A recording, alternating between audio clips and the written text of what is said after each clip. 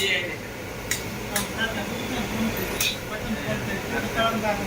बघा आता maintenance process menu maintenance त्याच्यामध्ये अजून मेंटेनन्स क्लिनिंग आणि प्रोडक्ट्स दाखवलं तर ऑलरेडी ते मेंटेनन्सवर क्लिक त्याच्यात ओव्हरऑल सोपची जी प्रोसेस आहे त्याच्यावरती क्लिक करून ते मेसेज देईल this action will take long time continue yes no तर यस करायचं त्याला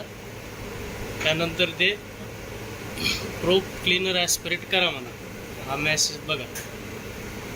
प्रोब क्लीनर ॲस्पिरेट करायचं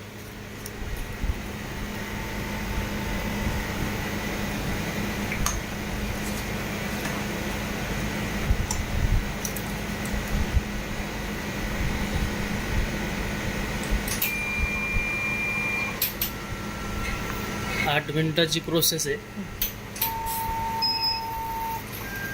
ती 0 पर्यंत येऊन थांबते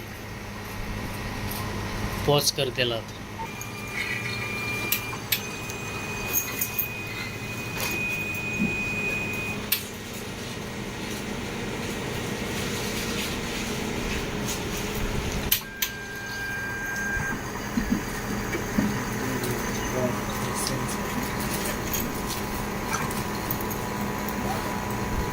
तर ही 8 मिनिटाची प्रोसेस कंप्लीट झाल्यानंतर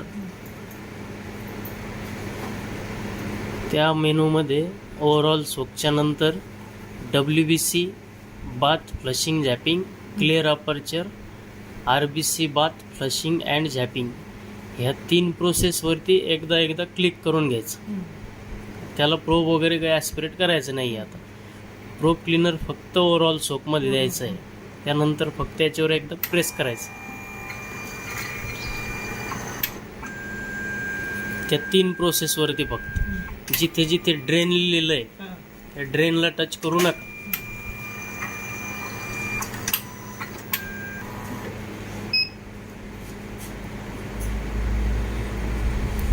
हे झालं की क्लिअर अपर्चर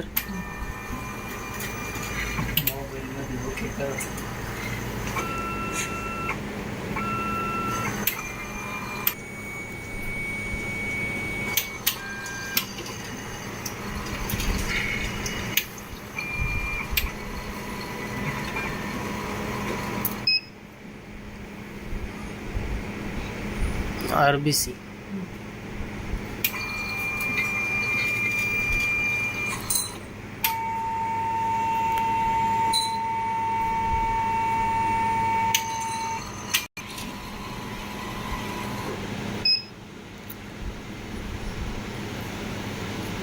या प्रोसेस आता मेंटेनन्स मधल्या कंप्लीट झाल्यात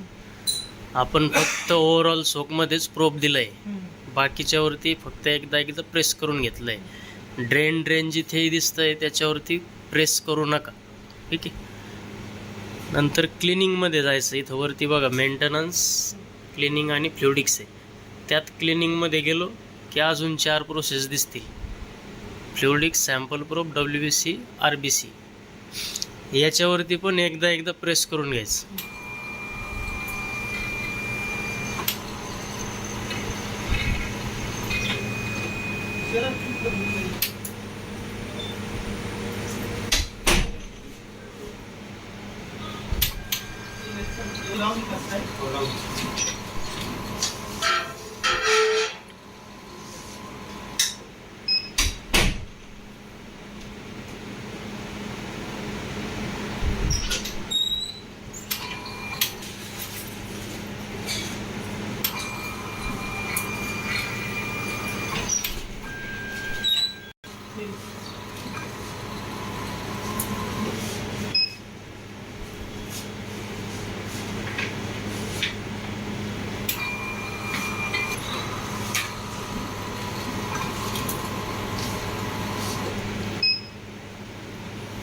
आता याच्यामध्ये 4 प्रोसेस होत्या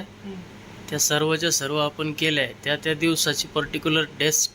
डेट त्याच्यावरती येऊन जाते मेंटेनन्समध्ये पण बघा आपण ज्या आपण प्रोसेस केल्या त्याच्यावरती त्या दिवसाची डेट येऊन गेली क्लिनिंगमध्ये पण त्या दिवसाची डेट येऊन जाते यावरती जे फ्लुइडिक्स आहे आता क्लिनिंगच्या बाजूला त्याच्यामध्ये जाऊ नका फक्त ते डायरेक्ट रिसेट आणि पॅकअपसाठी असतं, त्याच्यात जायचं नाही.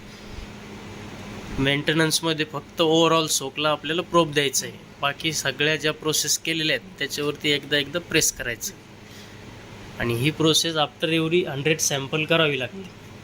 ठीक आहे, ओके. आणि रिटर्न येताना ॲनालिसिसवर आले की एक ब्लँक सॅम्पल देऊन चेक करा बॅकग्राऊंड 0 येतं आहे की नाही सगळं. ठीक आहे, ओके.